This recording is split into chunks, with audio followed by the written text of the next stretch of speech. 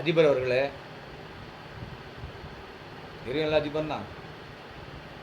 நம்ம நாடு அதிபர்லாம் கிடையாது. அவர் அப்படிதான். அவர் அப்படி தான் நினைக்கிறது. அதனால அவர் அதிபர் தான் அவரு.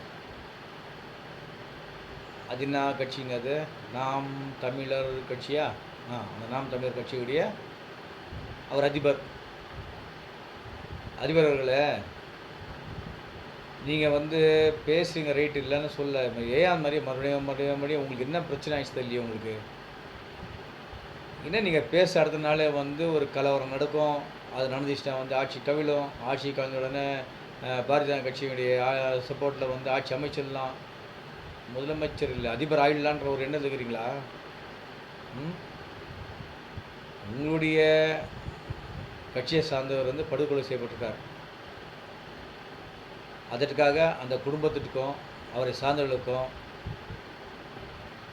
ஆழ்ந்த அனுபவம் தெரிவித்துக் கொள்கிறோம். அது நடந்துருக்கூடாது, நடந்திருக்கு.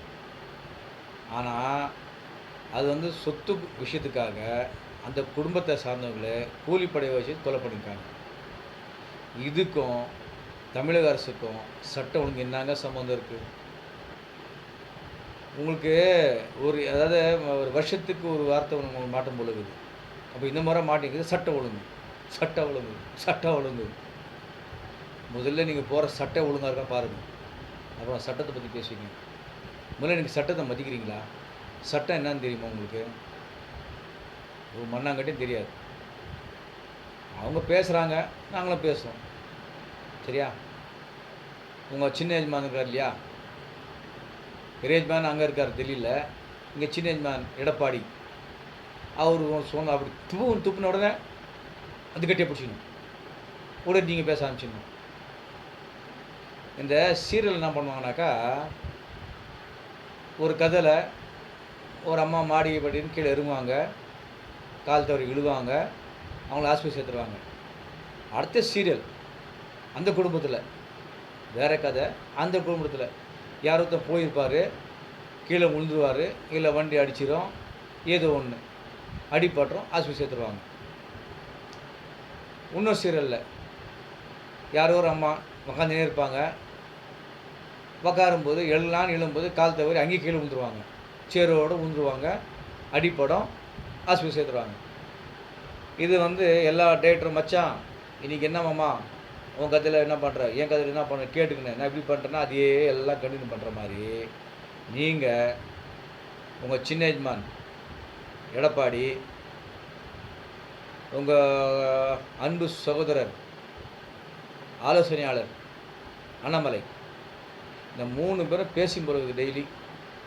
நாளைக்கு என்ன கதை விடலாம், நாளைக்கு என்ன பொய் பேசலாம், நாளைக்கு என்ன அவதூறு பேசலாம். நீங்கள் பேசுகிறீங்களே, நம்புகிறாங்களான்னு உங்களுக்கு தெரியுமா? நம்புறது இல்லைங்க. நீங்கள் பேச நம்புறதே இல்லை. தயவு செஞ்சு திருந்துங்க. உங்கள் மனுஷன் உங்களுக்குள்ள ஒரு நல்லவன் இருப்பான், அதை வெளியே கொண்டு வாங்க. வெளியே கொண்டு வாங்க.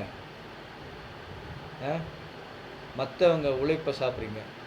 எங்கேயோ இருக்க தம்பிகள் வெளிநாட்டில் இருக்க தம்பிகள்லாம் அண்ணன் ஏதோ செய்வாருன்னு நினச்சிங்கன்னு காசு அனுப்புகிறாங்க. நீங்கள் சொன்ன நாங்கள் சொல்ல, நான் வந்து மற்றவன்கிட்ட காசு வாங்கி தான் வாழ்ந்துங்கிறேன். ஏன்னா உங்களுக்கு எந்த பொழப்பும் கிடையாது, எந்த வியாபாரமும் கிடையாது. நீங்கள் சொன்ன வார்த்தை தான், அது தப்பு இல்லை. நீங்கள் சொல்கிறது தானே, யாரோ சொன்ன திருப்பி சொல்லலாம்னா நீங்கள் சொன்ன வார்த்தை தான். நான் வந்து பிச்சை வாங்கி வாழ்ந்துங்கிறேன், பிச்சை எடுத்து சாப்பிட்டுங்கிறேன், யாரோ கொடுக்குறாங்க பாருங்கள். இதே டைலாக் அண்ணாமலை பேசுகிற பாருங்கள், அதுதான் சொன்னது. அது நீங்கள் கொடுத்த ஐடியா நினைக்கிறேன். அவர் தான் உங்களுக்கு ஆலோசகர். அந்த ஒரு முறை நீங்கள் ஆலோசனை ரைட்டு போகிறது.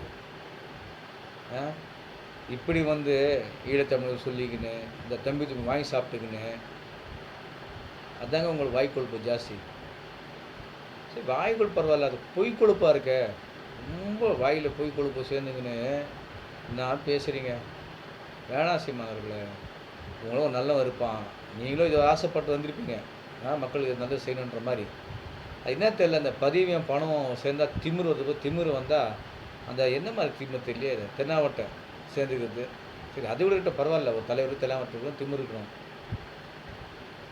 அதில் கோளாறு இருக்குது. அந்த திமிரை தாண்ட கோளாறு இருக்குது. சிரிக்குது எதுக்கு? நீங்கள் பேசதான் அடுத்தவங்க சிரிக்கூடாது, உண்மை விஷயந்தான்.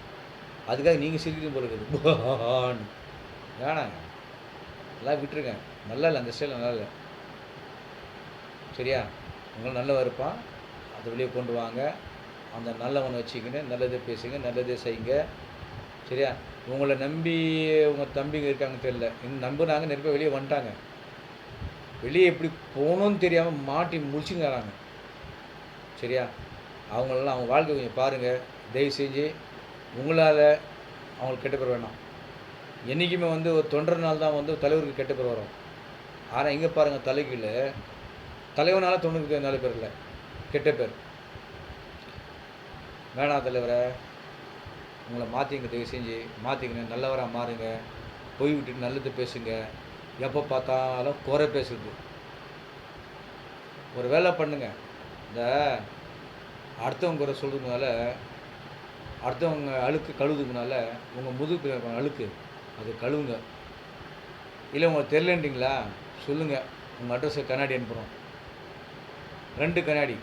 அப்பதான் வந்து முன்னாலன்னு பார்த்து பின்னால வச்சிருந்தா தெரியும். உங்களுடைய அழுக்கு இல்லையா?